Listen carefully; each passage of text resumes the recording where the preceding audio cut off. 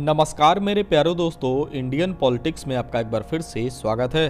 दोस्तों, हमने आपको अपने पिछले वीडियो में खिलजी वंश के पहले आक्रांता जलालुद्दीन फिरोज शाह खिलजी के बारे में बताया था और अब हम आपको अपने अगले वीडियो में खिलजी वंश के दूसरे शासक अलाउद्दीन खिलजी के बारे में बताने वाले हैं। खिलजी वंश के दूसरे शासक अलाउद्दीन एक क्रूर शासक था। उसने गद्दी पाने के लिए सबसे पहले अपने चाचा और खिलजी वंश के पहले शासक जलालुद्दीन की अपने ही साथियों के साथ मिलकर निर्मम हत्या कर दी और खुद को सुल्तान घोषित कर दिया। अलाउद्दीन एक महत्वाकांक्षी राजा था जो अपने फायदे के लिए किसी की भी हत्या करने को तैयार रहता था। दोस्तों, अलाउद्दीन की फौज का एक ही मकसद हुआ करता था, अपने राज्य की सीमा का विस्तार और सीमा विस्तार के बाद दूसरे राज्यों में लूटपाट कर अपने खजाने को भरना। अलाउद्दीन अपने आप को दूसरा अलेक्जेंडर बुलवाना काफ़ी पसंद करता था। अब आप सोच रहे होंगे ये अलेक्जेंडर कौन है, तो जान लीजिए, अलेक्जेंडर यानी कि सिकंदर। अलाउद्दीन अपने आप को सिकंदर कहलवाना पसंद करता था।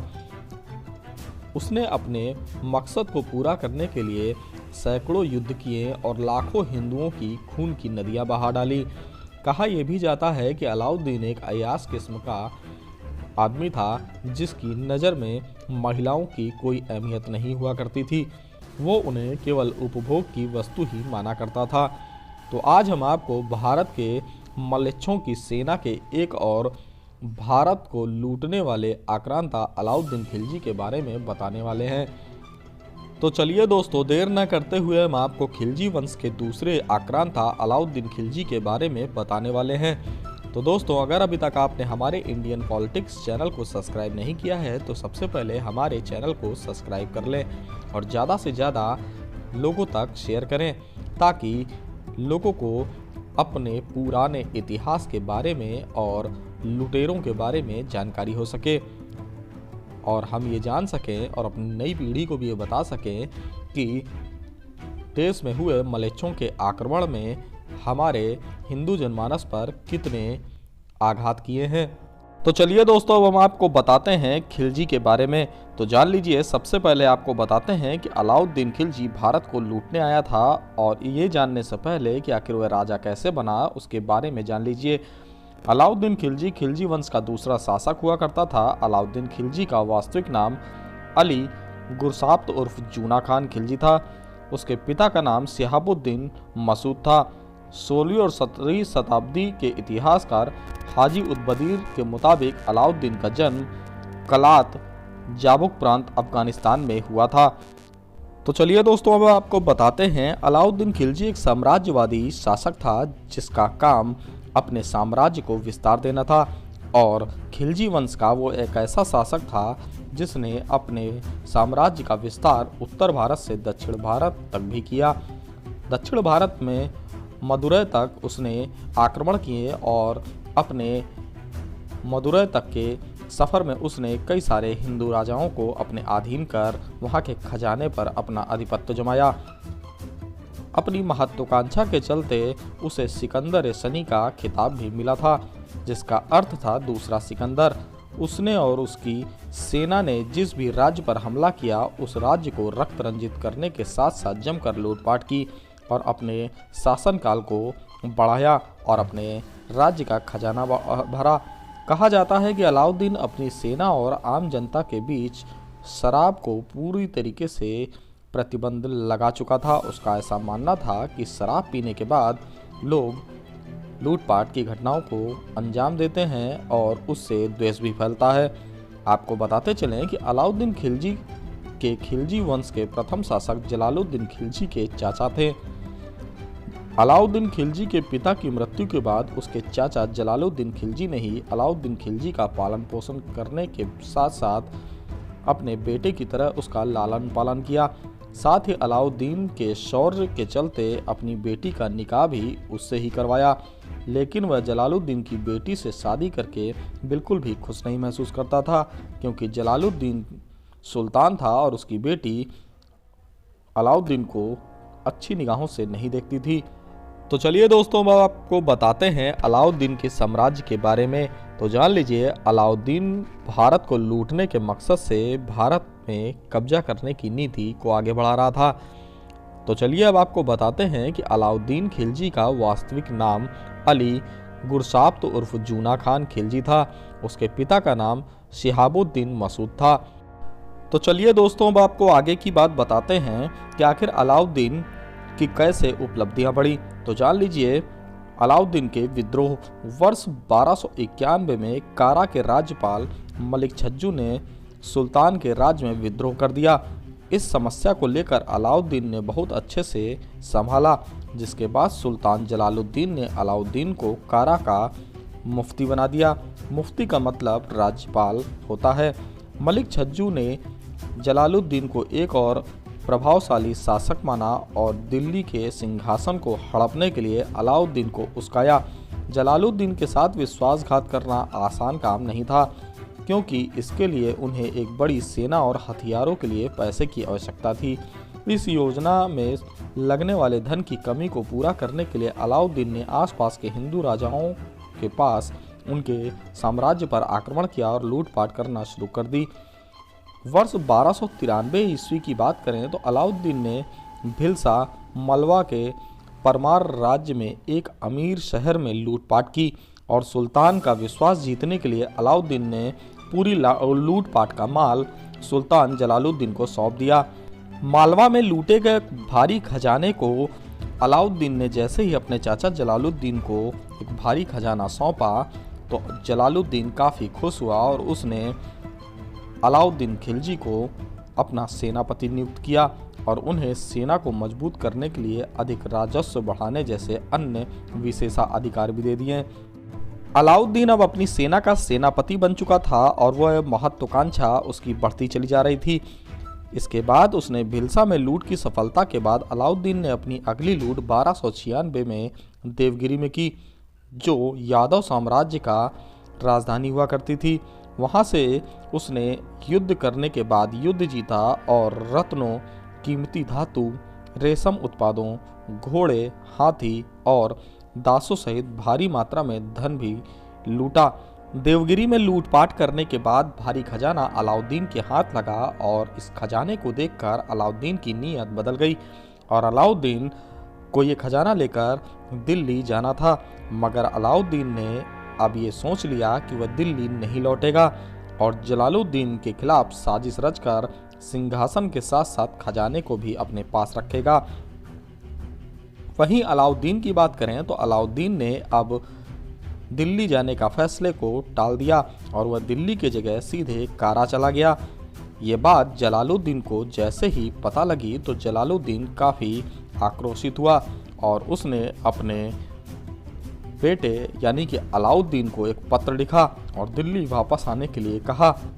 जलालुद्दीन जानता था कि अलाउद्दीन ने जो जमकर लूटपाट की है तो उसके पास भारी खजाना है और ये खजाना अगर दिल्ली की सल्तनत में आ जाता है तो उसके दरबार भर जाएंगे। जलालुद्दीन ने जैसे ही अपने भतीजे यानी कि अलाउद्दीन को दिल्ली न आने की बात समझी तो वह उससे मिलने के लिए खुद ही कुछ सेना की एक टुकड़ी लेकर कारा जा पहुंचा, जहां उसने जलालुद्दीन को एक पत्र भी लिखा और कारा आने की बात कही। आपको बता दें कि कारा में आते वक्त जलालुद्दीन करीब 1000 सैनिकों की एक छोटी सी टुकड़ी लेकर आया था और गंगा पार करके कारा पहुंचा था। अलाउद्दीन खिलजी अपने चाचा की हत्या कर सुल्तान भी बनना चाहता था। तो चलिए अब आपको आगे बताते हैं कि 20 जुलाई 1296 को जब जलालुद्दीन ने गंगा नदी के किनारे अलाउद्दीन से मुलाकात की तब क्रूर अलाउद्दीन ने जलालुद्दीन को धोखे से अपने साथियों के साथ मिलकर अपने ही चाचा की हत्या कर दी। अपने चाचा की हत्या करने के बाद अलाउद्दीन खिलजी ने खुद को सुल्तान घोषित कर दिया। आपको बता दें कि जुलाई 1296 में कारा में अलाउद्दीन ने अपने आप को औपचारिक रूप से अलाउद्दीन मोहम्मद शाह सुल्तान की उपाधि के रूप में नया सुल्तान घोषित किया था। अलाउद्दीन ने अपने अधिकारों को यथासंभव कई सैनिकों की भर्ती करने और उन्हें एक उदार सुल्तान के रूप में पेश करने का आदेश दिया। इसके बाद उन्होंने कारा में अपने मुकुट के साथ साथ 5 मन सोना वितरित भी कराया। भारी बारिश और नदियों की बाढ़ के चलते अलाउद्दीन दिल्ली नहीं जा सका, जिसके बाद वह 21 अक्टूबर 1296 को अलाउद्दीन खिलजी ने औपचारिक रूप से खुद को दिल्ली का सुल्तान घोषित कर दिया। अलाउद्दीन खिलजी एक बहुत ही क्रूर और चतुर राजा था और वह जानता था कि जलालुद्दीन के महल में उसके कई सारे खास लोग हैं। तो सबसे पहले अलाउद्दीन खिलजी ने जलालुद्दीन के बेटे और राजमहल में उसके खास लोगों की भी हत्या करवा डाली। तो चलिए अब आपको बताते हैं कि अलाउद्दीन ने अपने साम्राज्य का विस्तार कैसे किया। तो आप जान लीजिए, अलाउद्दीन खिलजी ने दिल्ली की गद्दी पर बैठते ही अपने राज्य की सीमाओं का विस्तार करना शुरू कर दिया। अलाउद्दीन खिलजी बहुत ही महत्वाकांक्षी राजा था। वह अपने आप को दूसरा सिकंदर कहलवाना काफ़ी पसंद करता था, इसीलिए उसे सिकंदर शनि का उपाधि भी ग्रहण की थी। अलाउद्दीन का गुजरात पर फतेह, आप जान लीजिए कि 1298 ईस्वी में अलाउद्दीन ने नुसरत खां की अगुवाई में 14,000 घुड़सवारों और 20,000 पैदल सैनिकों के साथ गुजरात पर विजय के लिए भेज दिया। अहमदाबाद के पास बेघल में राजा कर्ण और खिलजी सेना की भीषण युद्ध हुआ। मलेच्छों की सेना ने भीषण नरसंहार किया और राजा कर्ण को पराजित किया। इस दौरान राजा कर्ण ने भी मलेच्छों की सेना को काफ़ी बड़ी क्षति पहुंचाई। अलाउद्दीन की सेना काफ़ी बड़ी थी और मजबूत थी। इस दौरान राजा कर्ण को इस युद्ध में हार का सामना करना पड़ा। युद्ध के मैदान में अपने आप को हारता देख राजा कर्ण अपनी पुत्री देवल देवी के साथ युद्ध के मैदान से चले गए और देवगिरी के शासक रामचंद्र देव की शरण ली। इस दौरान बताया जाता है कि राजा कर्ण की पत्नी कमला देवी को अलाउद्दीन खिलजी ने अपने कब्जे में ले लिया और अलाउद्दीन खिलजी ने कमला देवी का जबरन धर्म परिवर्तन करवाया और उससे निकाह कर उसे शाही हरम में भी भेज दिया। गुजरात के विजय अभियान के समय नुसरत खां ने भयंकर कत्लेआम मचाया। कई बड़े मंदिरों को भी तोड़ा गया। इसमें से गुजरात का सोमनाथ मंदिर सबसे प्रमुख बताया जाता है, जिसे तोड़कर अलाउद्दीन ने अपने इरादे साफ कर दिए थे कि वह हिंदू जनमानस को पूरी तरीके से निस्ते नाबूद कर देगा। तो चलिए अब आपको बताते हैं आगे की कहानी। जैसलमेर पर आखिर कैसे अलाउद्दीन ने कब्जा किया।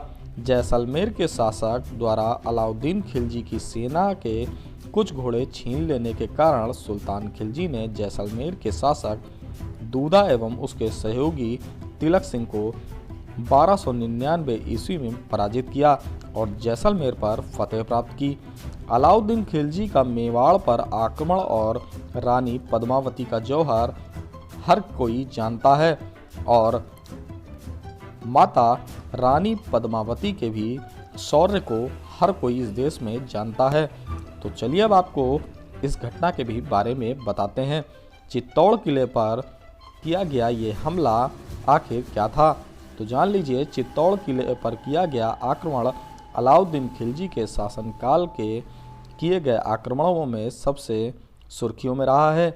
चूँकि चित्तौड़ का किला स्मारक दृष्टि से बेहद सुरक्षित स्थान माना जाता है, इसलिए अलाउद्दीन ने चित्तौड़ पर आक्रमण किया और महाराजा रतन सिंह को यहाँ पर भीषण युद्ध में हराकर 28 जनवरी 1303 ईस्वी को अलाउद्दीन की सेना ने चित्तौड़ के किले पर अधिकार करने में सफलता हासिल की।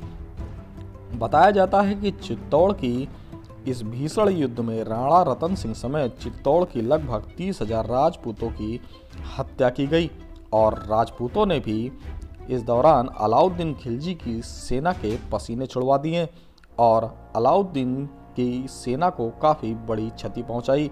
इस युद्ध में शहीद हुए राजा राणा रतन सिंह की पत्नी रानी पद्मावती ने अन्य स्त्रियों के साथ मिलकर मलेच्छों की सेना के सामने झुकने की जगह अग्निकुंड में कूदकर जौहर किया और अलाउद्दीन खिलजी को किसी को भी अपने महल में तब तक भीतर नहीं आने दिया जब तक महल की सभी महिलाएं जौहर नहीं कर गईं।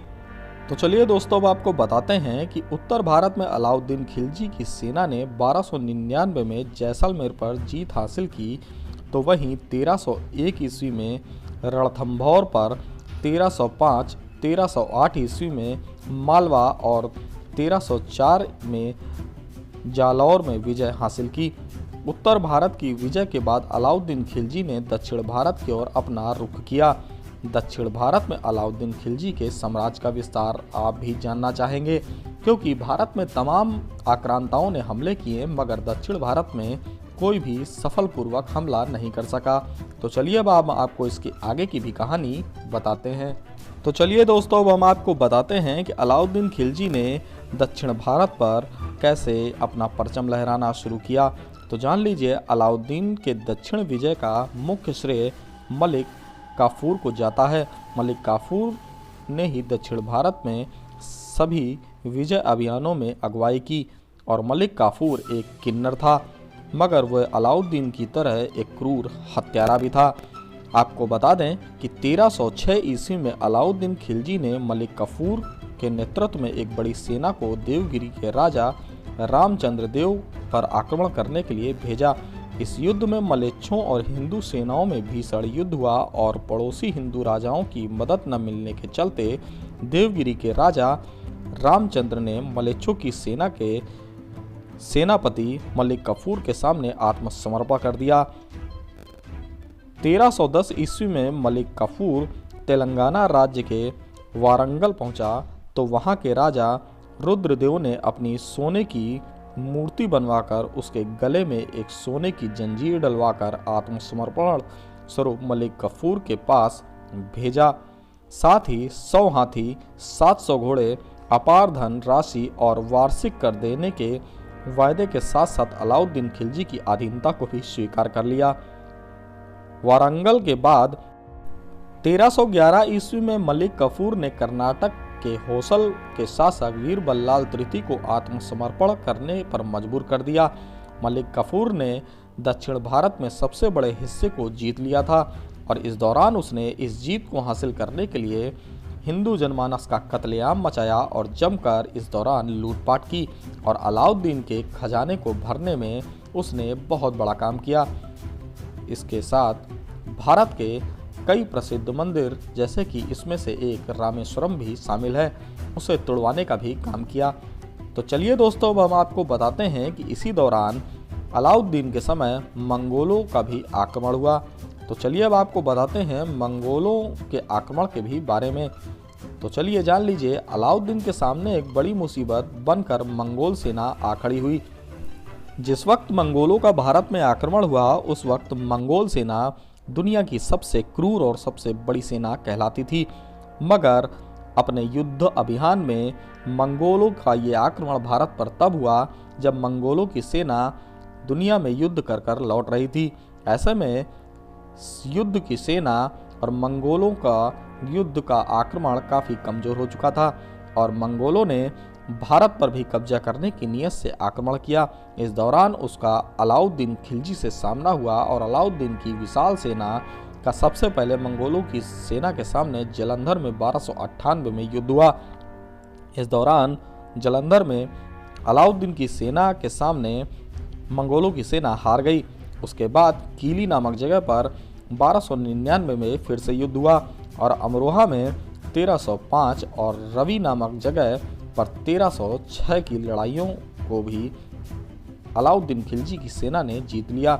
जब मंगोल सैनिकों में से कुछ एक ने विद्रोह किया, तो अलाउद्दीन के प्रशासक ने विद्रोहियों को क्रूर दंड दिया और इसके परिवारों और उनके बच्चों की भी हत्या करी।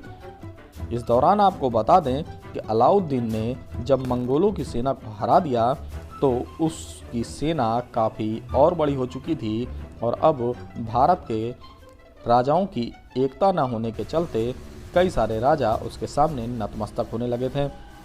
तो चलिए इसी कड़ी में आपको और आगे बताते हैं कि अगस्त 1303 में मंगोलों ने दिल्ली पर एक बार फिर से आक्रमण किया, परंतु पर्याप्त तैयारी न होने के चलते अलाउद्दीन को निर्माणाधीन सीरी किले में शरण लेनी पड़ी। वर्ष 1303 में मंगोल आक्रमण ने अलाउद्दीन को अपने प्रशासन में कुछ सख्त कदम उठाने को मजबूर कर दिया ताकि ऐसे हमले दोबारा ना हो सके। इसके लिए उसने मंगोल मार्गों पर सैन्य उपस्थिति बढ़ा दी और किले की सुरक्षा को मजबूत कर दिया।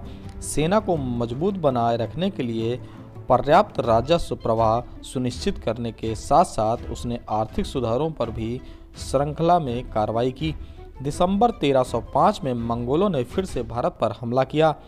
मलिक नायर के नेतृत्व में अलाउद्दीन ने मजबूत घुड़सवारों ने अमरोहा की लड़ाई में भी मंगोलों को हराया। कहा जाता है कि अलाउद्दीन ने देश में अपनी सल्तनत को बढ़ाने के लिए एक गुप्तचर सेना भी तैनात की थी और ये गुप्तचर सेना सीधे अलाउद्दीन को आकर गुप्त सूचनाएं दिया करती थी।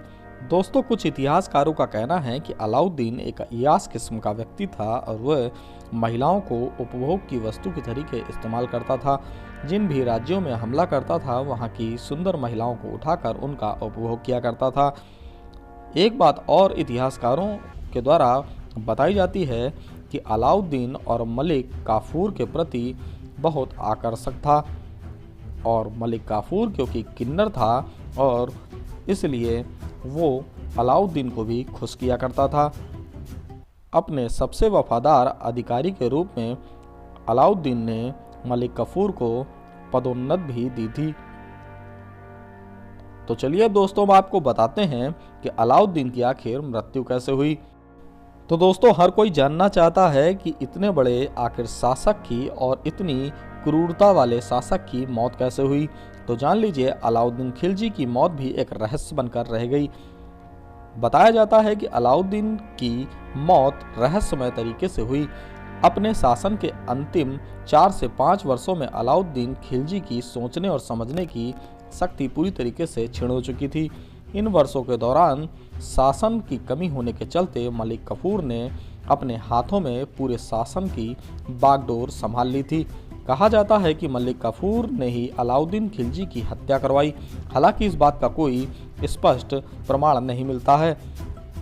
कहा जाता है कि मलिक काफूर ने खिलजी के मरने के बाद उसके 2 बेटों को अंधा करवा दिया। साथ ही खिलजी के 3 वर्ष के पुत्र शहाबुद्दीन को गद्दी पर बैठाकर खुद शासन करने लगा। तो दोस्तों, हमने आज आपको अलाउद्दीन खिलजी के बारे में बताया कि किस तरह से उसने भारत पे लूटपाट की और भारत के हिंदू जनमानस की आस्था को भी ठेस पहुंचाई और अपने इस शासनकाल में उसने सैकड़ों मंदिरों को भी विध्वंस कराया और एक तरीके से कहा जाए तो हिंदू जनमानस की भावनाओं को पूरी तरीके से आहत किया।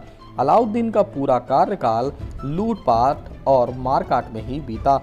तो दोस्तों, आपको हमारे द्वारा बताई गई कहानी आखिर कैसी लगी हमें ज़रूर बताएं और अगर आपको हमारे द्वारा बताई गई ये ऐतिहासिक कहानी अच्छी लगी हो तो हमारे वीडियो को लाइक ज़रूर करें और एक बार फिर से आपसे निवेदन है कि हमारे इंडियन पॉलिटिक्स चैनल को ज़्यादा से ज़्यादा सब्सक्राइब करें।